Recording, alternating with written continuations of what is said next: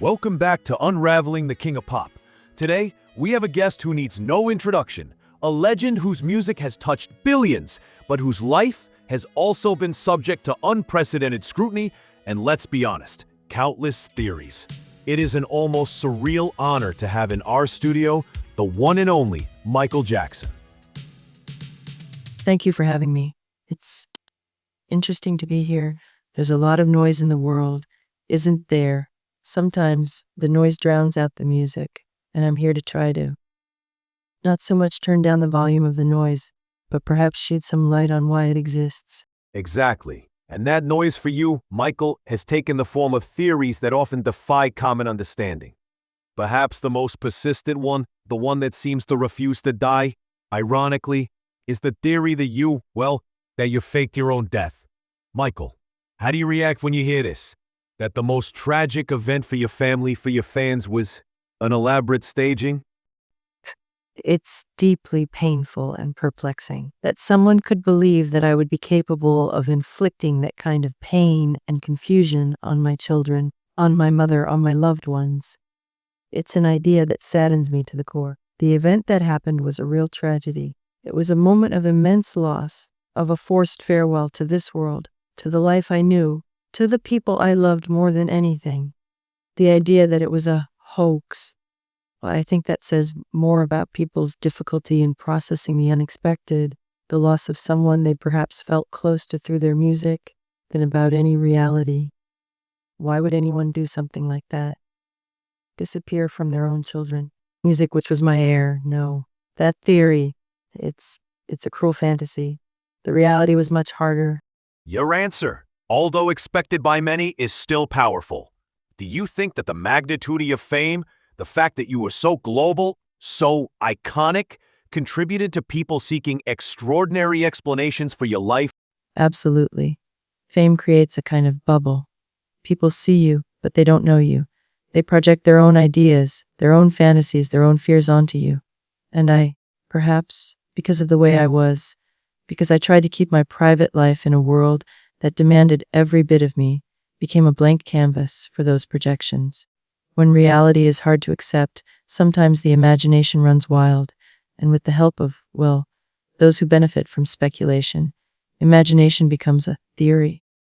But at the end of the day, I was a human being, with a life, yes, extraordinary in many ways because of the music, but with very real human emotions, with a family, with pain, with joys, and my departure was a human event, a tragically human one. Let's talk about another aspect that generated a lot of speculation. Your physical appearance. The changes over the years. The color of your skin. There were countless rumors about excessive surgeries, attempts to change race. Can you once again talk about the reality behind those changes that the public observed? This is another topic that was very misunderstood and painful. The most significant change in the color of my skin was due to a medical condition. Vitiligo. It's an autoimmune disease that causes loss of pigmentation in patches. For me, it spread all over my body. It was something I couldn't control. And it was a challenge, physically, because my skin became very sensitive to the sun. And emotionally, because people didn't understand. They saw the patches and they speculated. To try to even out my skin tone, I used makeup.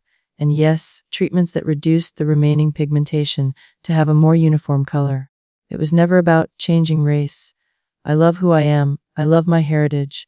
It was about managing a medical condition that was uncontrollably altering my appearance. And about surgery. Yes, there were some cosmetic procedures.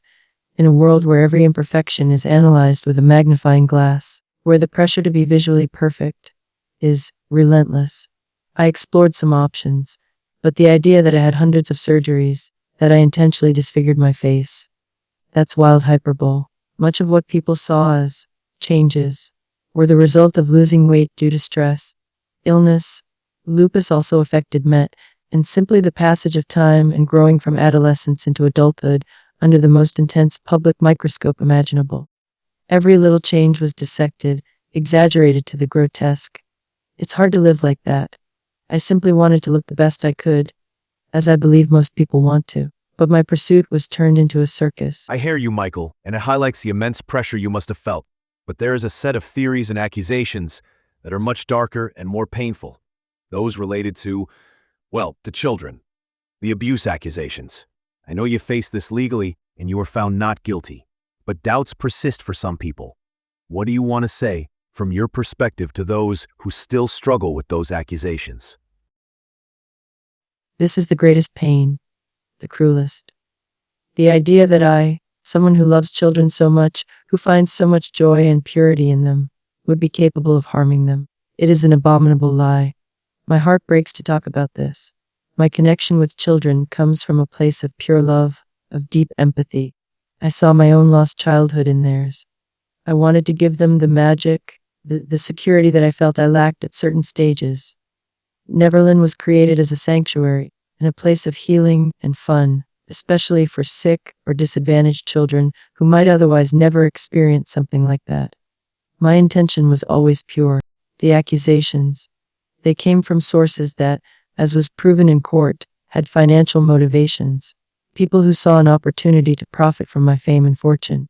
It is devastating that greed can lead someone to invent such atrocious stories that destroy reputations and cause immeasurable pain. I faced these accusations. I went through extensive investigations. I went to trial, and I was exonerated, found not guilty. The truth prevailed in the legal system. But the stain they left, it's hard to erase because negative news, scandal sells. The truth, sometimes, is quieter and doesn't generate as many headlines. I repeat it with all the strength of my being. I would never, ever harm a child.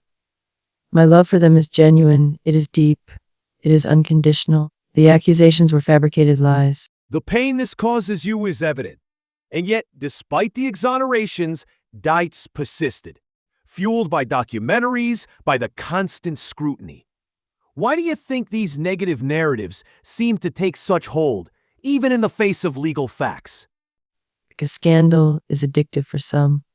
Because it was a way to, I don't know. Perhaps to bring down the icon. There were many interests at play. Media interests that needed sensational stories. Financial interests of those seeking easy money. And interests of people who simply enjoy the fall of the famous. I also believe that my lifestyle, which was different, which didn't fit into the boxes that society sometimes expects, was misunderstood.